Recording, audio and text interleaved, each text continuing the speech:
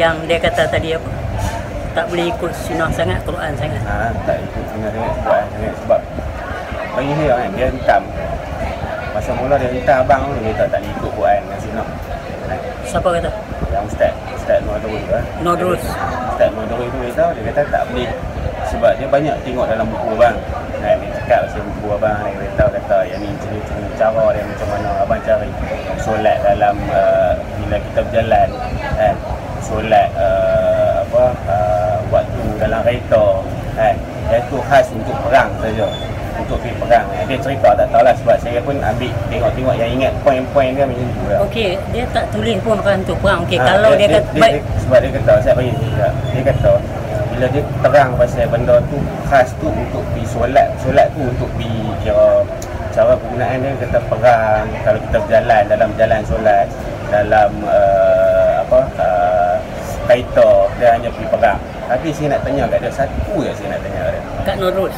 Dekat Nordrus tu lah. Saya nak tanya satu je. Tapi yang orang duk pergi umrah naik kapal terbang tu semua apa pergi perang tu. Saya nak tanya yang tu je. Saya kalau dapat jawapan yang tu lah saya okey cukup lah. Okey. Istilah perang tu bila wujud peperangan baru ada solat tu. Sedangkan Nabi-Nabi sebelum Isra Mi'raj, sebelum ada terjadi di bawah tu boleh bersolat. Ibrahim macam tu. Dan ni nak tanya bukan soal perang, nak tanya bagaimana bentuk solat tu. Bagaimana dia punya wudu, bagaimana dia punya af'al, bagaimana dia punya qauli, bagaimana dia punya fi'li, bagaimana dia punya qalbi. Sebab bila dia kata hayya 'alas solat, kita jawab la haula wala. Bukan dia kata solat fa'ilun, termasuk khusyi'un daimun fa'ilun. Itu saya cakap. Depa bersangka-sangka dan meneka-neka. Dia tak urai pun macam mana rupa bentuk solat tu. Yang dikatakan tapi pok ni mereka tolak rukun 13 dan mereka tolak Nabi isbat. So mereka ada satu benda yang selamat bagi mereka. Bila kita nak tanya benda ni, ni semua nonsen. So macam mana kita nak simak? Sebab masa yang saya dengar dia punya tu dia hentam, dia beritahu betul, dia kata so benda tu untuk pakai untuk berperang. So bila berperang saya rasa okey lah. Saya faham dia lagi pandai daripada saya kan. So bagi saya kalau dia kata macam tu, kenapa tak macam ya tu orang pergi umrah, pergi haji kan, dia naik kapal terbang kan. So dalam tu boleh disolatkan. Dan tu tak semestinya orang pergi perang boleh pakai solat benda tu kan. So maksud dia dekat sini dia benda tu easy. Benda tu easy. Dia tengok pada keadaan masa semasa. So kalau keadaan semasa orang tu pergi nak pergi umrah, dia solat lah bukan sepatutnya dia sebab dia tak ada cerita pergi perang. Hanya baru boleh guna solat tu walaupun dia nak bantai abang kan. Kita tak tahu seorang tu solat. Tak solat kita tak boleh judge orang. Hanya Allah saja yang boleh judge. Ya, kalau dosa kata dia tu dosa pahala orang tu pun hanya Allah yang macam tadi kita cakap lah. Kalau orang tu tak solat, hang tak rugi satu sen pun. Kalau orang tu solat, hang tak untung satu sen pun. So dia dah bagi tahu kan, jangan mengintip kesalahan orang lain. Jadi ustaz-ustaz yang balik daripada tanah Arab ni, apa sebenarnya dia bermahu? Sekarang Quran kata kamu tidak bertanggungjawab atas amalan orang lain. Dan Tuhan kata akulah menyesatkan, aku beri petunjuk. Tiba-tiba kalau hampa main nak point satu orang menyesatkan, bermakna hampa menduakan ayat Allah ni. Awak mendustai keterangan Al-Quran. Hari tu baru ni dia hentam abang pakai, dia suruh dia pakai Al-Quran dan sunnah kan. So bila ustaz murid beritahu kita solat kita kena rapatkan saf kan. So semua orang tak nak rapatkan saf lagi sebab jauh pasal COVID. So dia betul dia tegur ustaz murid tu. Dia tahu dia walaupun perbezaan antara dua orang, tapi kenapa dia tak guna Quran dan sunnah? Kenapa time tu dia guna ilmu? Pasti kau time dia hentam abang dia tak guna ilmu, dia guna Quran dengan sunnah. Itu saya pelik. Itu saya nak tanya dia. Sebab saya tahu saya tak pandai, tapi saya nak bertanya, saya suka bertanya. Bagi aku dia satu orang yang jahat. Bagi aku dia ada ilmu, tetapi dia ilmu belum balik. Hantar budak balik belum balik je. Macam kita dulu muda, kira nak cucuk, kira nak bagi jadi tak best, kira nak kutuk, kira melawak kasar. Itu budak-budak yang tak balik. Dia ada ilmu, tapi ilmu dia tu peringkat belum balik, tak ada matang. Sebab tengok ni puak-puak yang hantam aku ni saling bergaduh sama mereka pula. bikers hentam dia ni. Bikers tu lah. Sebab dia tulis dalam Quran surah Al-Araf surah 7 ayat 199. Jadilah pemaaf, buatlah yang makruf dan berpalinglah daripada mereka yang bodoh. Bodoh lah kalau hang buat aku ni sebagai masalah. Lantak apilah kat aku. Kalau macam tadi member aku beritahu, ada seorang kawan dia tempat kerja, dia ambil gambar aku. Duduk tengah makan-makan tempat kerja ni, datang lelaki tu tiba, Ampus ni, dia ni sesat tau lah. Lepas tu dia kata apa? So what? Kita tak boleh tuduh orang sesat. Ya, memang aku tanya tu lah. So what? Kau dia sesat? Bagi saya, pandangan saya, kita tak boleh pergi tuduh orang tu sesat sebab kita pun tak tahu diri kita macam mana. Dia kata lepas tak pernah kata apa pun kat hang pergi kata kat dia. Hang bawa agama yang betul ke hang untuk orang, sedangkan surah Al-Hujurat ayat 12, jangan kamu mengintip kesalahan orang lain. So, Quran tu sempoi dah. Kita tak boleh judge orang sesat, kita tak boleh judge orang tu silap-silap. Oh, dia ni ahli neraka. Kita tak boleh. Kita tak tahu Allah tu nak buat macam mana, kita tak tahu. Dia nak bagi macam mana, kita pulang pada dia. Dia bagi pada siapa, dia rasa dia nak bagi pada orang tu syurga, dia bagi. Dia rasa dia nak mau bagi syurga ke orang tu, dia bagi neraka. Neraka lah jawapan dia. Kita tak boleh nak judge. Yang penting kita jaga diri kita. Kita cukupkan amalan kita, cukupkan semua. Kita rasa kita cukup, kita betul, sudah cukup. Kita yakin. Barang siapa yang beriman kepada Allah, sesungguhnya dia tidak peduli pengurangan pahala atau penambahan dosa. Surah Al-Jin ayat 13-14. Tapi saya rasa seronok Allah lah. Saya tak pernah plan nak jumpa Allah. Saya cuma terniat agak hati saya. Allah Akbar, ni connected to connection lah. Bukan kata hang, ada je yang orang jumpa ludah depan meja apa dah. Ada yang orang jumpa buat tersepak meja nak cari pasal. Aku tak kisah pun. Sebab dia pun cari macam yang tak suka, yang bara. Dia cari pasal. Sepak kursi lah. Lepas tu kali tengok aku nak tengok aku marah ke tak. Aku buat tak tahu, angkat beg aku balik tak. Sebab aku tahu gerak tu. Kita tahu, kita tetap bagi salam zahir dan batin. Sebab air raya dia pandai pula cakap maaf zahir batin. So kita bagi salam zahir batin. Setiap yang mai tu kita bagi salam. Kita tahu yang baik pasti bertemu benda yang baik. Yang tak baik pasti akan menzahirkan yang tak baik. Sebab yang baik ni dia nak cari yang baik. Connected to connection. Walau balik daripada tanah Arab, dia ada tulis dalam surah 22, surah Al-Hajj ayat 46, dan dia ada tulis juga dalam surah 17 ayat 72. Mereka yang mengembara, contoh dia hampir tanah Arab. Hang nampak keadaan di sana, tapi hang bukan orang Arab. Dia kata ada kalanya mereka ni buta. Bukan buta pada mata, buta pada mata hatinya. So bila kita nak cakap yang celik mata hati ni, tengok apa? Sebab mata ni tengok luar. Hang pakai jubah, pakai serban, hang cakap Arab, telinga ni dengar. Hang pandai hadis Sulaiman, boleh nampak, boleh tengok karakter. Learn how to talk, how to speak, how to spread.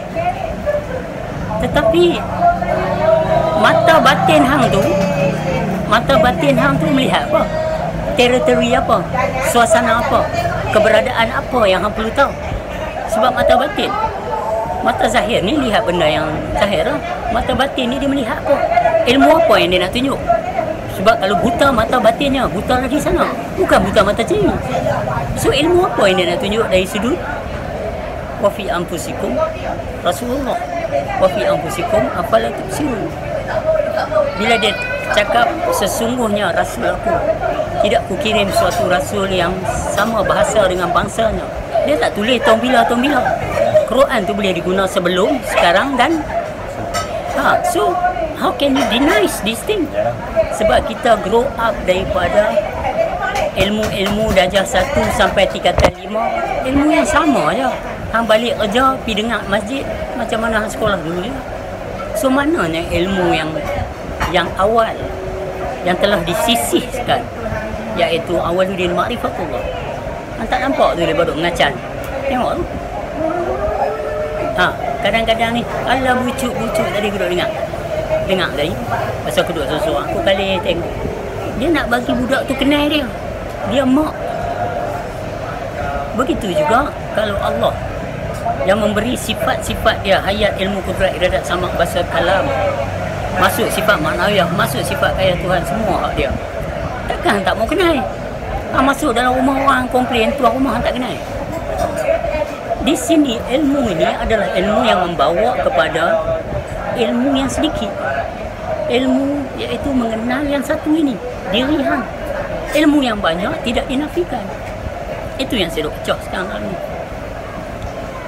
Buku saya ni tajuk agak macam dulu, terima kasih sebab hutan. Yang ni saya rasa lagi sempoi ya. Yang baru ni. Saya mula bubuh dia bersama jiwa kelenangannya. Lepas tu fikir-fikir balik, Allah Ta'ala nak benda lagu lain kot.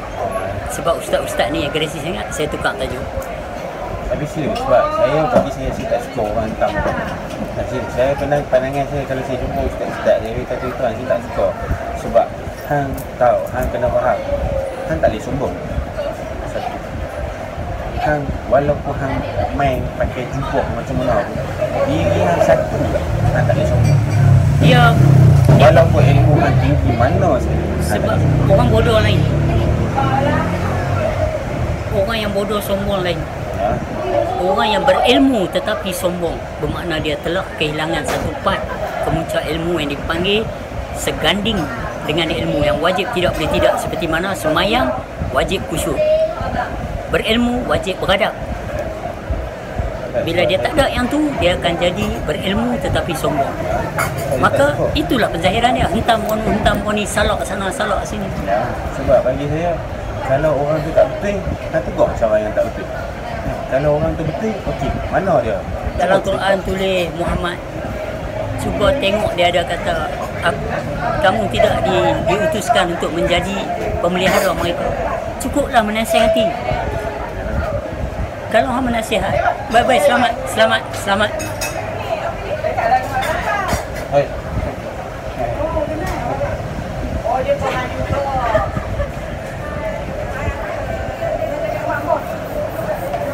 Jadi contoh dia di situ je. Kalau awak kenal, memang ada perbezaan dengan yang tahu. Sebab dalam Quran pun cakap ada beza antara yang celik dan yang buta. So bye-bye kak, terima kasih banyak kak. Selamat. So dia memang kadang-kadang sebab saya duk tengok kan, sebab bagi saya ustaz-ustaz ni dia kena jadi satu contoh. Memang sebab kita tak boleh ikut 100% macam mana Nabi Muhammad, macam mana Nabi-Nabi sebelum ni. Kita tak boleh ikut contoh. Sebab kita walaupun kita boleh ikut mungkin segelintir, hanya sedikit sahaja. Tapi kita kena fikir kalau dia pakai jubah dia ustaz, tapi jangan tunjuk sombong dia, jangan tunjuk dia punya orang kata apa, tinggi dia tahu nak hantam orang, dia tahu nak kata dia salah, dia nak tahu orang ni salah, orang ni betul. So bagi saya itulah saya kata corong teritori ilmu yang dia bawa tu. Orang-orang makrifah, arifin billah tak berminat benda tu. Sebab saya jumpa ramai, dia kata kadang-kadang it's pointless, dia kata. Jumpa orang-orang yang bersembang benda hal yang macam tu tetapi tak membawa kepada jawapan. Contoh dia macam ni, hang pergi jumpa Allah Ta'ala, takkan nak cerita bab hadis. Aku yang menjadikan mereka dan perbuatan mereka. Hang nak beritahu apa? Dan surah-surah dan ayat-ayat Al-Quran itu firman Allah, bukan hang punya. Surah mana yang hang punya? Kalau tak ada, itu saya kata. Bila baru ni Isra', dia kata Isra' Mi'raj ni Muhammad naik atas, nampak orang dalam syurga, orang dalam neraka. Dia nampak dalam neraka banyak perempuan. Lepas tu saya tanyalah ustaz ni, ustaz katanya mati soal kubur, lepas tu hari kebangkitan pada mahsyar, lepas tu baru ke syurga ke neraka. Macam mana dia boleh nampak dah? Dia diam. Saya kata ustaz, sebenarnya macam ni, ada yang terus ke neraka, ada yang terus ke syurga, dan ada yang dihisap dulu, di soal jawab. Kalau hang kata hang ada ilmu, baru ada hujah, baru ada soal jawab. Kalau hang kata hang tak ada apa, yang ada ni pun muka hak saya. Aku nak soal apa kan? Aku nak cari ya siapa punya ni. Hang kata lepas selebih rumah pun muka hak saya apa? Aku tanya hak siapa? Lepas tu hang kata hak Allah Azza wa Jalla, Tuhan menggerakkan mendiakan. Aku nak kena tanya hak tu lah. Macam mana aku nak tanya? Di sini kita boleh proses lagi.